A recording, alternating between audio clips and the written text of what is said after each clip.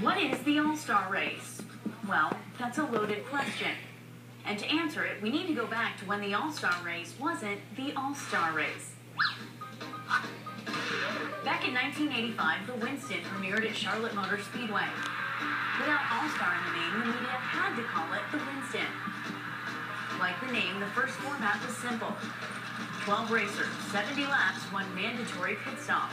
Things only got more complicated from there. Try to keep up. In '86, they ran 83 laps and moved to Atlanta on Mother's Day. Like many changes, it didn't last. Next year's edition returned to Charlotte and debuted the race's first major wrinkles, multiple segments, and the Winston Open, a new 100-lap All-Star Race appetizer. At the start of the 90s, the segments decreased to 2 until one hot night changed it back to 3 and threw in a field inversion for good measure. Amazingly, things stayed largely the same until 2002, when eliminations were introduced. Bad move. Nascar took over in 2004, put the All-Star into All-Star Race, and eliminated the eliminations.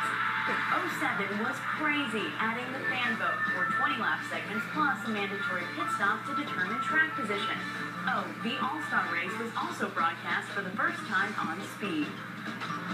Sprint then took over sponsorship and added a touch of class by putting Roman numerals in the name. The 25th anniversary race brought the 50-lap first segment back, while the following year made the mandatory pit stop before tire stop. Which brings us finally to this year's edition. For the second year in a row, there'll be 5 segments, 4 20-lap segments, with a mandatory 4-tire pit stop right before the 10-lap shootout. The new wrinkle, the starting lineup into pit road will be based on the average finish of the first 4 segments, with the drivers' finishing positions in the 4th segment serving as the tiebreaker. Then the $1 million chase is on. And, by the way, if any driver wins every segment, they get an extra $1 million. While the name and almost everything else has changed over the years, the racing hasn't.